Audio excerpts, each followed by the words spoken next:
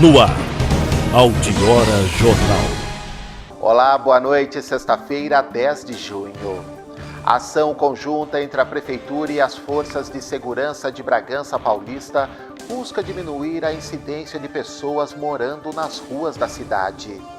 Câmara de Bragança aprova a LDO para o ano que vem. Quadro Agenda Cultural traz a história da empresa elétrica Bragantina, o marco do progresso do município. E o técnico do Bragantino fala da atuação dos meias Watson e Tartá na última partida e projeta que ambos devem ser titulares contra o Paysandu. Essas e outras informações você confere a partir de agora no Altiora Jornal. Uma ação conjunta entre a Prefeitura e as forças de segurança de Bragança Paulista teve o objetivo de diminuir o número de pessoas morando nas ruas da cidade.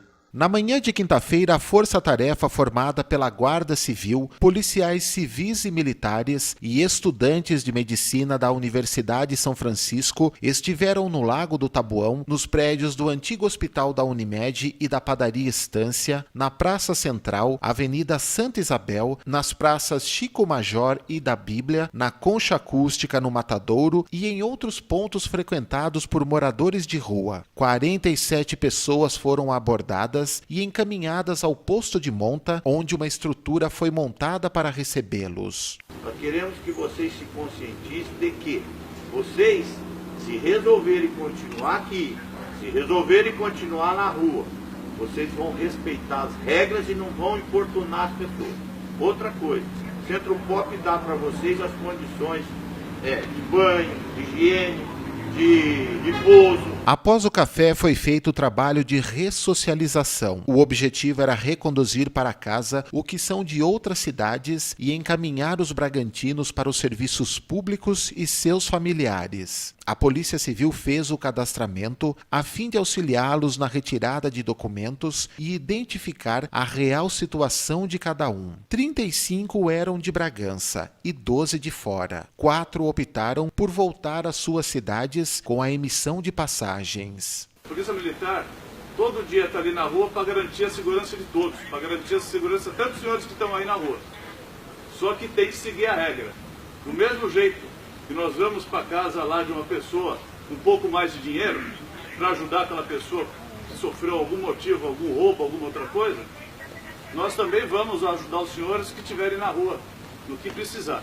Foram disponibilizados serviços de assistência social, inscrições para cursos profissionalizantes e de qualificação, testes de HIV, sífilis, hepatite C e tuberculose. A gente tem vários exemplos de alguns que estavam na mesma situação de vocês e que aproveitaram essa oportunidade e mudaram de vida. Realmente é uma opção muito pessoal de cada um de vocês. A gente respeita isso, mas a gente queria que vocês soubessem que existe essa possibilidade que outras pessoas puderam aproveitar. Estão previstas nos próximos dias a continuidade dos trabalhos. Uma campanha será lançada visando conscientizar a população para que não alimente o vício dessas pessoas, para que consigam quebrar o vínculo com a rua.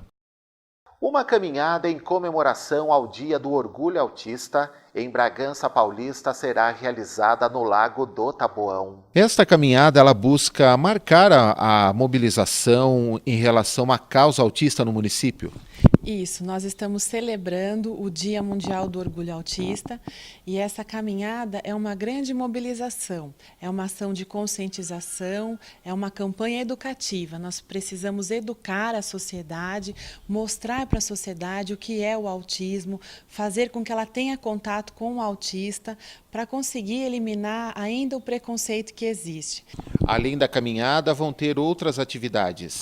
Isso, nós teremos, além da caminhada, algumas atividades e algumas ações na Arena do Lago do Taboão. Nós fizemos contato com alguns parceiros, como a FESB, fizemos contato também com um grupo de Zumba, com a Biotech, que vai estar lá com stand de enfermagem, de massagem, tem pintura para as crianças, enfim, algumas atividades aí que vão complementar essa celebração. Vai ser no dia 19. Isso, o Dia Mundial do Orgulho Autista é considerado o dia 21 de junho, mas como cai durante a semana, nós em Bragança Paulista iremos celebrar no dia 19 de junho, no Lago do Taboão, das 9 ao meio-dia, saindo, nos concentrando da casinha do Lago Minimis com a caminhada, indo em direção à Arena do Lago. Todos estão convidados a prestigiar. Isso, todos estão convidados, serão muito bem-vindos, venham se juntar conosco nessa causa tão nobre. Você, como um pai de autista, é importante defender essa causa e fortalecer com essa caminhada todo o trabalho que vem sendo feito em Bragança. Exatamente. O autismo ele é uma deficiência intelectual, que, segundo o CDC americano, vai atingir cerca de uma criança a cada 68 nos próximos anos, na próxima década. Então, cada vez mais é importante que a sociedade conheça o autismo, porque o autista precisa conviver com as demais pessoas. Ele é uma pessoa diferente, É o que nós chamamos de anjo azul. Ele se comporta de maneira diferente, ele tem dificuldades sociais, e por isso mesmo é muito importante que a sociedade conheça o que é o autismo, como ele se comporta, para aceitá-lo na sociedade. E por isso que é importante reforçar o convite para que todos compareçam no dia 19 no Lago do Taboão para desmitificar informações erradas e conhecer de fato o que é o autismo. Isso é importante, muito importante participar.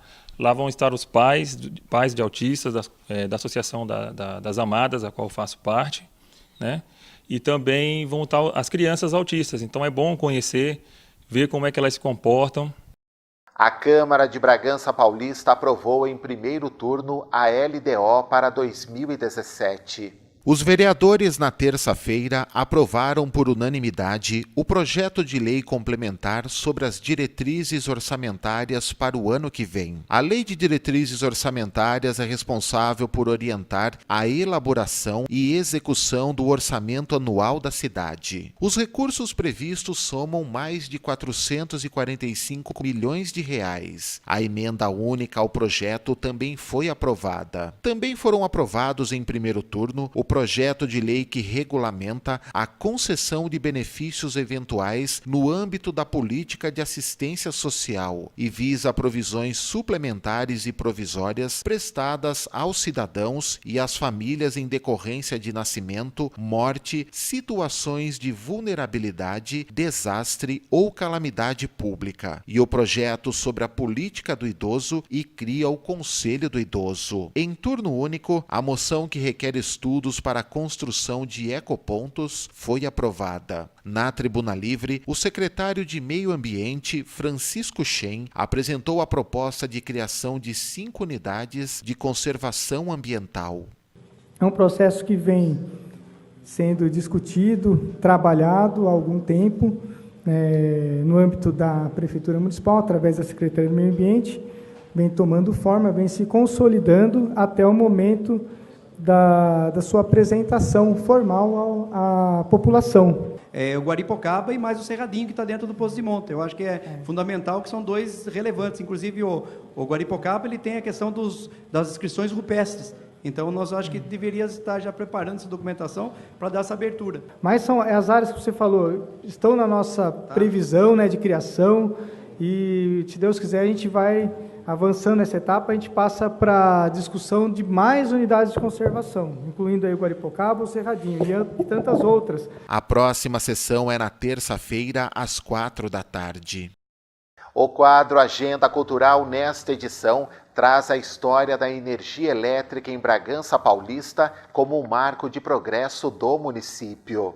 Os textos são, mais uma vez, do escritor José Carlos Chiarion e as fotos de Luiz Antônio Palombello. Até o início do século XX, Bragança era iluminada com lampiões a querosene. Em 1902, moradores encabeçados por Nicolino Nacarate resolveram constituir uma empresa para o fornecimento de luz e força à cidade. Uma sociedade foi formada por fazendeiros e empresários que se interessaram, pois a vinda da empresa elétrica traria maior prosperidade em suas fazendas e no comércio. Para consolidar o projeto, projeto, foi convidado o coronel Antônio Gordinho Filho, de Limeira, para fazer parte da empresa, o qual entrou na sociedade. E assim foi criada a Empresa Elétrica Bragantina e sua gerência foi dada ao acionista tenente coronel Daniel Peluso. A cidade deixou de ser iluminada por lampiões e recebia a energia vinda da usina Guaraciaba, no bairro do Lopo. Foi construída uma subestação de distribuição em frente para a Rua do Comércio, onde hoje se encontra parte dos fundos do prédio da Caixa Econômica Federal. Em 1905, começou a instalação dos postes de energia e as experiências definitivas de máquinas na usina. Em julho, com festejos que duravam 2 dias, foi inaugurada a luz elétrica, com a presença do então presidente do Estado, Dr. Jorge Tibiriçá, e outras autoridades. A luz elétrica mudou a rotina da população. Surgiram pequenas fábricas e casas comerciais, foram estendidas linhas de força para os bairros e para a cidade de Atibaia. Foi construída a usina das Flores, que aumentou o potencial elétrico, suprindo parte das deficiências de fornecimento de energia. Porém, mais tarde, a usina foi desativada para a construção da barragem do Rio Jaguari. As ações da empresa ficou com a família do coronel Antônio Gordinho Filho. A família estava ligada a indústrias do estado e assim foi estendido o fornecimento de energia a uma delas, a indústria Ermida de Jundiaí. Mais adiante, a concessionária passou a fornecer energia para cidades circunvizinhas e, devido ao aumento crescente da população de nosso município, a energia gerada tornou-se insuficiente. Na década de 1940, a empresa assumiu o fornecimento de energia para Extrema.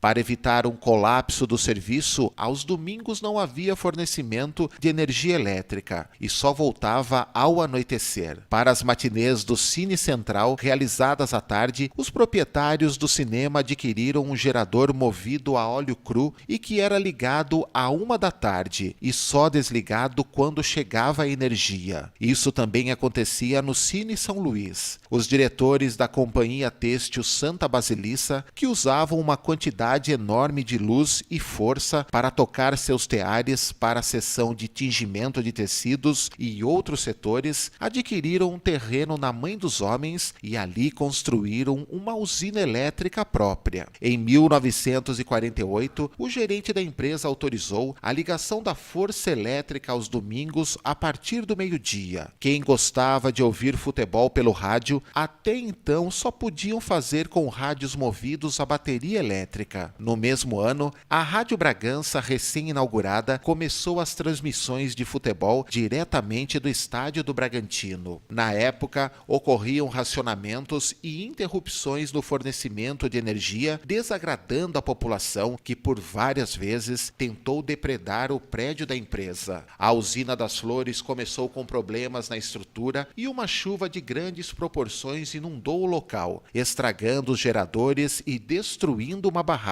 deixando a cidade às escuras. A Santa Basilissa tentou ajudar fornecendo luz de sua usina quando não estava trabalhando, porém não era o bastante. A energia mal dava para manter o abastecimento de água da cidade. O povo mais uma vez saiu às ruas para fazer o enterro da Empresa Elétrica Bragantina. A situação ficou crítica e foi chamada a Cavalaria de Jundiaí para garantir a segurança dos funcionários da empresa que trabalhavam no escritório na Rua Coronel Osório. Na década de 1960, o governo estadual construiu usinas para gerar energia elétrica e vendia para as empresas do ramo, quando a Bragantina passou a adquirir da Companhia Hidroelétrica do Rio Pardo. Daí a situação melhorou, a distribuição de energia foi normalizada, novas indústrias surgiram e o progresso almejado pelos bragantinos, liderados por Nicolino Nacarate, foi alcançado. Aqui trouxemos um pouco do que conhecemos sobre a Empresa Elétrica Bragantina, uma potência do ramo cuja fundação e vida estão gravadas indelevelmente nos anais de nossa terra e por isso fazem parte da nossa história. Se você quiser saber mais sobre histórias antigas de Bragança Paulista, consulte a coluna